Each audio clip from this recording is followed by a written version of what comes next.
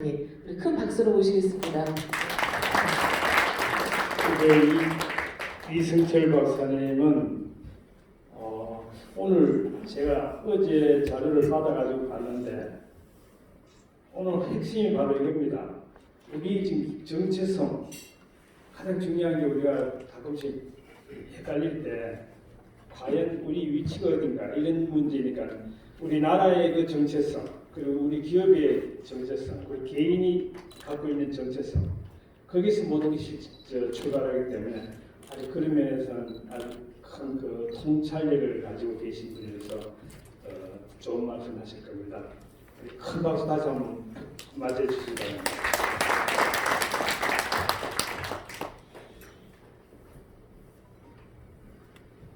오늘 말씀드릴 내용은 한국기업 생존법칙 블루오션을 찾아라인데요. 좀 전에 강의 들으신 내용은 이제 바이오, IT 이런 하이테크고 오늘 제가 말씀드릴 내용은 그런 것도 해야 되지만 우리가 지금 놓치고 있는 쉬운 산업이 굉장히 많은데 그게 무엇이었을까? 이런 내용들입니다. 한 시간 정도 강의 드리고요. 한 10분 정도 Q&A 받고 9시에 끝내도록 하겠습니다. 파워포인트 C2로 90페이지 가까이 돼요. 그러니까 유튜브 1.25배 속도로 진행하도록 하겠습니다. 저는 사실은 정경련 근무하면서 거의 이런 일을 했어요. 근데 사실 이건 대기업에게 해당되는 게 아니에요. 되게 여러분들과 같은 중견 중소기업에 해당되는 겁니다. 특히 제가 부회장이 있을 때는 박근혜 정부 시절이었는데요. 박근혜 정부가 들어서게 된 중요한 정책 중에 하나가 경제민주화예요. 경제민주화의 핵심 법안이 공정거래법 3법입니다. 대통령 되고 나서 6개월 만에 공정거래법 3법 개정 사실상 그냥 없던 일 했어요. 그래서 첫 해 6개월 뒤에 2013년 8월 말에 대교 회장님들을 청와대로 초청해서 경제민주화 너무 걱정하지 마시고 지금부터 경제 살리는데 매진해 주세요 라고 선언을 합니다. 그래서 사실은 박근혜 정부 있는 동안에 기업들은 그렇게 어려운 게 없었어요. 저도 상대적으로 좀 여유가 있어서 대기업보다는 중견 중소기업 또 10년의 자영업자들을 위한 정책 개발하고 그 하느라고 거의 4년 내내 쫓아다녔습니다. 가끔 그런 얘기를 하세요. 정경련 부회장님이 회원사와 상관없는 이런 일을 해도 되느냐? 되죠.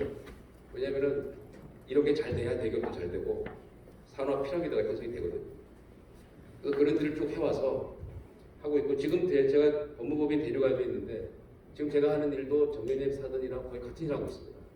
국회 업무, 이런 그 산업 컨설팅, 가업 승계, 북한 이런 걸 하고 있어요. 그래서 오늘 강의 드릴 내용 이런 얘기고요. 아마 여러분들 사업하시는데 상당히 도움이 되지 않을까 생각을 듭니다. 특히 요새 소득주도 성장이 뭐냐는데 제가 소위 보수 인사들 모임에 가면 소득주도 성장을 엄청 반대하시는데 제가 늘 물어봅니다. 대안이 뭐냐? 없으세요. 그럼 소득주도 성장의 대안이 뭐냐? 그러면 뭐 공급주도 성장이라든가 아니면 성장주도 소득이라든가 그 대안이 있어야 될까요? 그래서 반대는 좋은데 대안 좀 내보세요. 오늘 제 강의 내용은 거기에 대한 대안이라고 저는 생각합니다. 우리나라 이 패러다임 변경적으로 지금 실물 위기에 산업 저출산이고요.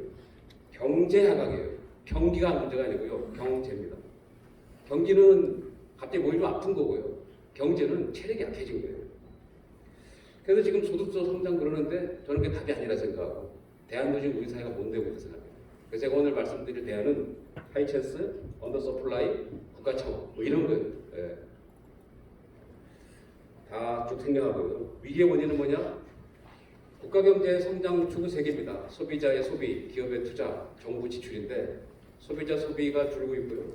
투자는 늘지 않고 있고 정부 지출로만 하고 있어요. 전 세계 어느 나라도 정부 지출로 경기는 살렸지만 경제는 살린 사례가 없다는 거예요. 소득주도 성장의 문제는 경기는 살릴 수 있지만 경제는 못 살린다는 거예요.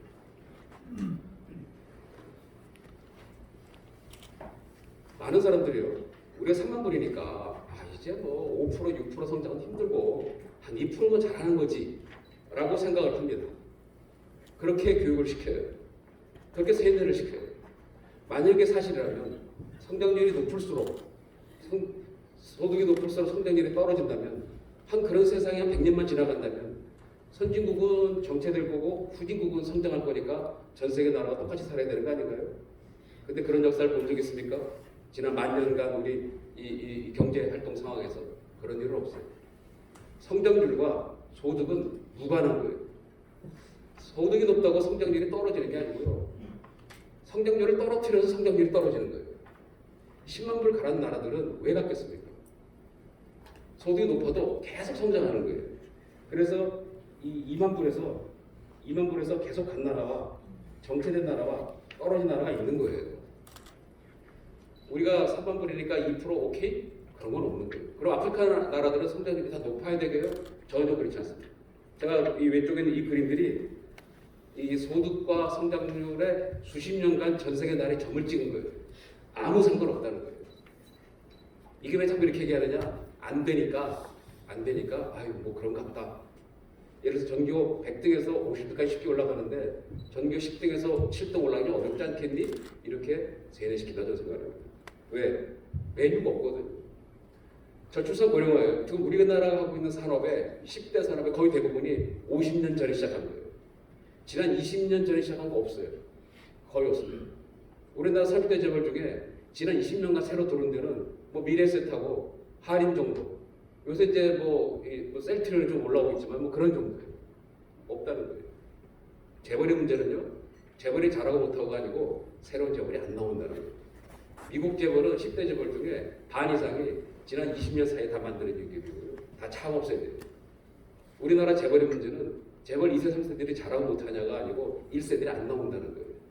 1세들이 안 나오니까 자꾸 2세, 3세에 관심을 기울이세요. 저는 국회에서 말이죠. 걱정이 돼가지고 2세, 3세를 자꾸 불러요. 그 회사 망하면 나라가 망한다고. 저는 주로 뭐라 그러냐면 그분들 부르지 마시고 1세 좀 키우세요. 그럼 2세, 3세 걱정 안 하셔도 돼요. 이렇게 얘기합니다. 저출산 고령화고요. 아까 말씀드린 미국의 지금 이 상해 기업은 대개 뭐 아마존, 구글, 뭐 페이스북 전부 다 창업세입니다. 저게 정현준 있을 때 말이죠. 정현준 회장단에 일하면 20명 중에 창업세는 딱 한 분이셨어요. 동부의 김준기. 나머지 다 2세, 3세세요. 정현준 회장단회의가 한 반 정도가 창업세대로 돼야 나라가 돌아가고 3만 불이 5만 불 되는 거예요. 경제 저성들 다 아시는 내용이고요. 기업의 성장성 떨어지고 있는 거 다 아시고요. 국민 도전 정신이 실종되고 있다 그래요. 사람들이 애들이 왜 자꾸 공무원 교사 되고 싶어 하느냐? 왜 자꾸 세상을 뭐 노력, 열정페이, 흑수저, 헬조선이라 그러느냐? 젊은 사람의 문제가 아니고요. 할 게 없는 거예요. 만약에 교사 연봉 예컨대 뭐 4천만 원 받는 것보다 내가 창업을 해서 또 어디 취업을 해서 1억을 받는다. 그럼 글로 가는 거예요. 교사보다 공무원보다 더 좋은 직업이 없는 거예요. 젊은 사람들이 도전정신 실종된 게 아니고요. 우리나라의 일자리 만들기 정신이 실종된 거예요. 그리고 책임은 젊은 사람에게 돌리는 거예요. 자꾸 말이죠. 우리 젊은 사람들이 뭐 열정이 없다 그런 얘기 하면 안 되는 거예요. 이 치킨 전문 전부 치킨 게임 하고 있다 그래요. 저는요. 왜? 우리나라 치킨 대한민국은 기본적으로 식당 강국입니다. 치킨점 강국이고 커피 강국이에요. 세계 최대예요. 미용실이 인구 대비 미용실이 미국의 7배예요. 이게 무슨 얘기냐면 돈 좀 된다 그러면 다 몰려들어요. 도전정신도 있다고 생각합니다. 치킨 게임 하는 사람들은요 대단한 사람들이에요. 이런 사람들한테 자꾸 사회가 도전정신 실종돼서 문제다라고 네가 문제다라고 말하는 건 잘못됐다는 거예요. 그게 아니고 내가 문제고 특히 기업인, 국가 지도자, 정치인, 관료 이런 분들이 문제세요. 자 그러면 뭐로 할 것이냐예요. 뭐로 할 것이냐. 소득주도 성장이 아니고요. 공급주도 성장을 해야 돼요. 원래 진보는요. 원래 좌파는요. 소득주도 성장이에요. 원래. 자꾸 말이죠. 소득주도 성장은 세상에 없는 거라는데 있어요. 보수는요. 그 다음에 우파는 공급주도 성장입니다. 그래서 레이건이 공급주도 성장을 했고요. 그 다음에 민주당 정부가 들어오면 소득주도 성장을 했어요. 다만 소득주도 성장은 경기 정책이고요. 공급주도 성장은 경제 정책이에요. 전 세계 어느 나라도 소득주도 성장으로 경기를 살렸지만 경제를 살린 사례는 없는 거고요. 전 세계 모든 강대국도 공급주도로 강대국이 된 거예요. 포르투갈, 스페인, 영국, 독일, 일본, 중국, 미국 다. 그 어느 나라도 돈 풀어서 소득을 늘려서 소비 많이 해서 그리고 강대국이 된 나라는 없어요. 세계의 공장, 식민지 개척, 혁신, 뭐 이런 것들이. 자, 그 다음에 이런 건 다 생략하고요. 그럼 무엇을 할 것이냐요? 무엇을 할 것이냐에 크게 세 가지가 하이챈스, 그 다음에 언더서플라이, 그 다음에 국가청 이런 걸 할 예정이에요. 이제. 첫 번째가 하이챈스. 재밌는 거는요. 정부가 혁신 성장한다고 줄을 주장하지만 혁신 성장을 내용을 보시면 대부분 하이테크예요. 여러분들도 강남 경제 포럼도 마찬가지였을 거예요. 제가 했던 IMI에서 그랬고요. 늘 혁신 성장 그러면 늘 IT, BT, NT, 뭔티 해가지고 뭐 T 브라더스만 했어요. 근데 들을 때마다 저랑 상관이 없는 거예요. 저는 경작을 했고요. 내가 IT, BT, NT 할 가능성이 없어요.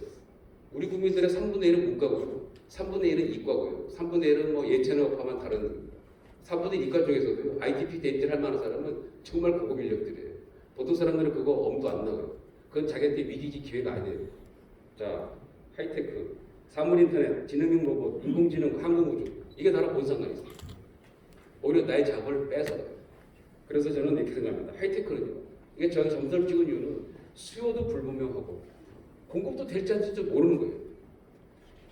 지난 30년 전에 말이죠. 하이테크를 한 것들 중에 지금 하나도 안 된 것들 엄청 많습니다. 1988년도에 노벨 물리학상이 초전도예요. 그때 대한민국 과학기술부에서는 초전도와 대한민국의 살 길이다 그래서 엄청 투자합니다. 지금까지 된 거 없어요. 그리고 된 거 없을 거라는 걸 그 당시에 예측했었어요. 왜? 30년 만에 초전도가 갑자기 뭐가 될 가능성은 없거든요. 핵 융합 발전 보도 나잖아요. 수십 년 전부터 시작했고요. 앞으로도 안 될 거예요. 그런데다가 국가 운명을 걸기는 좀 위험하다는 거죠. 여러분들이 기업의 운명을 걸 수도 없잖아요. 그래서 이렇게 희미한 수요 공급에 매달리지 말고 수요가 확실히 존재하고 공급이 부족하기 쉬운데 아무도 안 하는 산업을 해야 된다는 거예요. 그래서 제가 명명하기를 하이챈스라고 제가 명명한 거예요. 사전 뒤집으면 안 나오세요. 그래서 제가 만든 단어이기 때문에 하이테크의 반대말이 로테크가 아니고 하이챈스라는 거죠. 어떤 게 있냐? 뭐 이런 거예요. 2002년에 주세법이 개정이 돼가지고 그전에는 맥주가 대견 말고 못 만들었어요. 오비 맥주, 그 다음에 크라운 맥주밖에 없었어요. 왜? 불법이에요. 개인은 만드는 게. 그러다 보니까 직업이 다 사라진 거예요. 하우스 비어 맥주, 제조, 하우스 브루 마스터 이런 게 다 없어진 거예요. 무지하게 쉬워요. 지금은 개인도 LG 브루어 사가지고 집에서 만드는 게 맥주예요. 우리 옛날에 다 술 담가 먹었어요. 집에서. 무지하게 쉬운 거거든요. 공급 있거든요. 수요 존재했어요. 근데 정부가 못하게 하는 거예요. 너도 먹고 싶고 나도 주고 싶은데 말리는 분이 한 분 계셨어요. 그게 정부입니다. 그걸 푸는 순간 브루메스터가 생기고 맥주집이 생기고 맥주 기계가 팔기 시작한 거예요. 이게 하이챈스라는 거예요. 쉽잖아요. 그 메뉴를 쭉 설명드리려고 합니다. 이거를 제가 오늘 처음 말씀드린 것도 아니고요. 제가 이런 것들을 가지고 계속 설득도 하고 전도도 하고 10년 대부흥성회도 하고 전국 투어도 했었어요. 전국 지사님들, 도지사님들 다 돌아다니면서요. 이거는 최문순 지사하고 강원도청 가가지고 막 세미나하고 국회 가서 세미나하고 그런 것들. 강원도를 한국의 알프스로 만들죠. 이낙연 지사님 계실 때 전라남도를 소금과 자동차 개조업의 메카를 만드셔가지고 거기서 또 이런 뭐 한 200억 모아놓고 했었습니다. 그 전국 투어하고 국회 가서 세미나하고 한 거예요. 이렇게 떠들고 다니니까 박근혜 정부 때 저도록 창조경제 추진단 단장하라 해서 제가 창조경제 추진 단장 참여를 했었습니다. 이거 해보라고. 첫 번째가 산지 비즈니스입니다. 우리나라는요 기본적으로 산의 면적이 엄청 많은 나라고요. 국토의 3분의 2가 산입니다. 그리고 명산들이 굉장히 많아요. 그런데 우리나라는 외국 가서 산을 많이 가죠. 스위스를 가는 이유가 뭡니까? 산을 보러 가는 거예요. 여러분도 스위스에서 평지 엄청 많습니다. 근데 스위스 평지 가보신 분 계세요? 없을 거예요. 스위스는 산을 보러 가요. 우리나라는 3분의 2가 산인데 우리나라 산에는 외국인이 한 명도 없다는 사실이에요. 우리나라 산이 스위스 산보다 아름답지 못하냐? 그렇지 않아요. 스위스 산도 가보시면요 처음에는 와 그러지 며칠 다니면 다 똑같아요. 제가 스위스를 열흘간 트레킹을 했는데요 첫날만 감동스러웠어요. 둘째 날부터 계속 똑같은 거예요. 그냥 하얀 설산이에요. 그냥 우리나라 산이 더 나아요. 어떻게 보면 금강산이나 설악산이 다르잖아요. 그런데 우리나라는 외국인이 없다는 거예요. 왜 없냐? 첫 번째는요 산을 갈 방법이 없어요. 튼튼한 두 다리를 걷는 거 외에는 그래서 그 설악산에 케이블카를 반대하시는 환경지킴이께서 신문에 인터뷰하셨잖아요. 설악산 대청봉 보려면 그래도 한 5시간은 걸어야지. 어떻게 쉽게 케이블 타고 올라오니. 저는 속으로 너나 그래라. 나는 편하게 올라가고 싶거든. 그리고 우리가 알프스 가면 케이블카 타고 올라가지 걸어 올라가냐. 올라갈 방법이 없는 거예요. 올라갈 방법이 엄청 많습니다. 계단, 엘리베이터, 심지어 장가게 가면 대부분 다 엘리베이터 타고 가세요. 케이블카 타고 올라가시고요.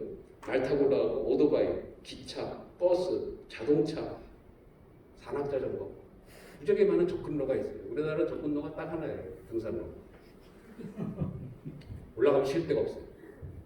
등산 금지, 그러니까 입산 금지도 있고요. 심지어는 캠핑 금지예요. 그리고 유일하게 쉴 곳이라고는 지리산 장터목 산장과 설악산 줄줄이 대피소 이런 수준이에요. 그래서 가족 등반은 불가능해요. 이런 데서 어떻게 가족을 어떻게 삽니까? 그런데 자, 여러분 스위스에 르제른 가시면 르제른에 우리나라 남산 같은 산이 있어요. 케이블카 타고 20분 올라가면 정상에 있는 필라투스 정상 호텔이에요. 저 올라가서 쫙 봤어요. 진짜 정상에 있어요. 완전 정상에. 그래서 사방을 돌아보면 르제른 주변에 있는 모든 스위스에 있는 이 마을들이 다 보여요. 우리나라 같으면 표지석 있잖아요. 무슨 산 정상 몇 미터 호텔이 있어요. 스위스는 엄청나게 환경보호국가입니다. 환경보호국가에서 이런 걸 하고 있는 거예요. 자, 캠핑, RV 파크 이런 거 다 있죠. 우리나라 이게 다 불법이에요. 그 등산 갈 때 저는 이게 내려갈 때 물어봅니다. 배를 좀 올라오시는 분들. 지금 캠핑 하실 거예요? 네. 불법인 거 아시죠? 네. 그래서 산에 캠핑을 못 해요. 우리나라는. 가서 할 게 없는 거예요. 정상에 살 수 있는 게 뭐냐? 야호 하고 내려오는 거예요. 사진 찍고 인증샷. 엄청 많습니다.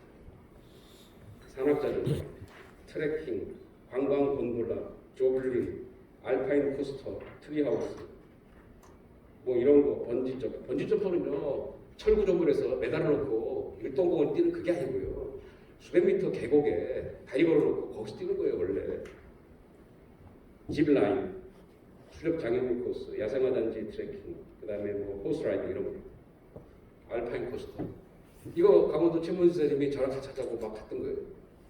자, 스키장 가시면 이런 거 아시죠? 이런 거예요. 알파인 코스터 쫙 타고 내려오는 거예요. 이걸 어디다 하려고 그러냐면요. 미시령 정상에서 또 속초까지 한 25km를 하려고 그러는 거예요. 그러면 세계 최장이에요. 우리나라는요 놀고 있는 국도가 꽤 있어요. 왜냐하면 터널이 생기면서 미시령, 한계령, 대관령, 이화령 다 놀아요. 다 자전거 전용 도로가 돼버린 거예요. 거기 도로변에다가 알파인 코스를 만들잖아요. 그러면 뭐 스키장에 있는 500m, 1000m짜리하고 비교도 안 되는 거 아니겠어요? 장사 무조건 되는 거예요. 이거 사업권만 주면요, 여러분들 아마 사업권 딱 주고 이거 입찰해다 그러면 뭐 수백 개일 경제 나올 겁니다. 무조건 되는 거예요.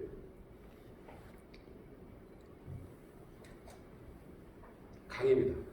우리나라도 강이 엄청 많아요. 그래서 제가 이렇게 표현했지만 이렇게 강대구라 그래요. 강대구. 우리나라 진짜 강대구. 외국인들이 놀라는 거. 왜 이렇게 강이 많냐는 거예요. 한강 볼 때만 놀랍지 않습니까? 이 조그만 나라에 강이 이렇게 크다는 게. 강폭이 엄청 넓고요. 강이 엄청 길어요. 강폭이 보시면은 한강이 보통 1000m입니다. 라인강, 템즈강, 세느강의 강폭이 뭐 120m, 뭐 260m, 뭐 320m. 파3 짧은 파4 뭐 평균 파4 정도예요. 우리는 롱 파4 두 개를 건너요. 롱 파5. 그래서 외국인들이 놀라는 게 두 가지예요. 첫째, 강이 왜 이렇게 크냐. 둘째, 왜 강에 아무도 없냐. 자, 이런 겁니다. 한강에 조정기가 나와야죠. 조정기가. 뭐 케임브리지와 옥스퍼드 대학과의 경기 같은 게 나와야죠. 한강에 비치가 있어야죠. 이걸 보고 또 빛을 만들었어요. 한강 가보시면 여름에 있습니다. 네. 사람이 없어요. 근데. 그 다음에 당연히 수상 레포 출리한 마리나가 있어야 되고요. 해상 케이블카가 있어야 돼요. 여러분들 싱가포르 가시면 그 멘토스, 센토사 섬에 전부 케이블카 타고 들어가시죠. 그냥 차 타고 들어가도 되는데 굳이 케이블카 타세요. 왜? 강 위니까. 두 번째, 개조 자동차예요. 전 세계에서 말이죠. 우리나라 자동차 5강 정도 되는데 자동차 5강 국가 중에 자동차 국가 강한 국가는 대부분 다 따라가는 사람이 두 가지예요. 하나는 오토바이 산업이고요. 왜 자동차 오토바이가 똑같지 않습니까? 기본적으로. 두 번째가 자동차 개조 산업이에요. 그런데 자동차 강국 중에 자동차 개조과 오토바이 산업이 없다시피 한 나라가 유일한 나라가 한 나라 있어요. 대한민국. 왜냐면은 우리가 옷을 사면 기성복 있고 맞춤복 있고 수선복 있잖아요. 수선집 엄청 많지 않습니까 동네에. 옷 사면 다 피팅을 하잖아요. 뭐 입다 보면 할 수도 있고 뭐 잘 안 맞아서 할 수도 있고. 자동차도요. 완성품 자동차 시장이 있고요. 기성품이죠. 수선품이 있고요. 맞춤품이 있는 거예요. 맞춤 자동차 공장이 있어요. 내가 원하는 자동차를 이제 가서 상담에 설계해서 맞추는 거예요. 그래서 우리나라는 아파트문화에 익숙해져서 그런지 그냥 뭐 삼성 레미안 주는 거 그냥 또 교복 문화에 적용해서 그런지 그게 당연한 거로 생각해요. 피팅을 안 하세요. 그래서 그 두 가지 산업이 없는 거예요. 이유는 우리가 안 하는 것도 있지만 정부가 규제도 있는 거예요. 자동차 개조업이라는 것은 기본적으로 세 가지 산업으로 구성되어 있어요. 빌더, 차체 개조예요. 드레서, 예쁘게 꾸미는 거고요. 튜너, 성능 개선이에요. 근데 우리는 주로 뭘 봤냐면 드레서과 튜너만 본 거예요. 그러다 보니까 이거는 뭐 철없는 애들이 뭐 이상하게 꾸며가지고 소리 꽝꽝 내면서 길거리에 막 돌아다니는 이상한 불법 자동차다 이렇게 생각해요. 그런데 그 시장이 전 세계적으로 100조라는 거예요. 근데 우리나라는 자동차 점유율이 전 세계적으로 8%면 자동차 개조 시장에서도 100조의 8%면 8점 해야 되는데 현재 5천억 정도밖에 안 해요. 그래서 우리나라는 자동차 개조 사업이 없다 싶은 거예요. 그래서 저는 광주에다 이걸 하자고 이제 이낙연 지사 설득을 한 거죠. 왜냐하면 우리나라에 지금 완성차 기존 대량 생산 체계는 되게 아산하고 울산이에요. 그다음에 SUV나 버스나 트럭들이 대부분 다 이렇게 빌드업한 겁니다. 자동차는요 어셈블리하는 게 있고요, 빌드업하는 게 있어요. 상용차는 다 빌드업을 하게 돼 있고요. 승용차는 어셈블리입니다. 소위 모노코크 바디처럼 만들어가요. 근데 그 어셈블리가 아니고 빌드업 라인이 주로 있는 곳이 전주 광주예요. 이게 자동차 개조하고 똑같아요 컨셉이. 그래서 광주에다 하자 그래요. 자, 그런데 이게 안 돼. 왜냐하면 총 정량이 증가되는 구조장치 변경이 안 돼. 증가가 하면 안 된다는 거예요. 뭘 하다 보면 늘어날 거 아닙니까? 그래서 우리나라는 이런 걸 못 만드는 거예요. 우리나라에는 리무진, 장의차는 대부분 다 미제입니다. 왜냐하면 국산은 불법이거든요. 이렇게 자동차를 늘려가지고 크게 만들면 안 돼요. 무게가 많이 늘어나면 위험하잖아요. 죽은 사람 또 죽을 수 있잖아요, 가다가. 그래서 한국 사람들은요, 살아서는 국산차, 죽어서는 다 미제차예요. 반미 운동하는 그 운동권 세력들 죽어서는 다 미제차 타고 갑니다.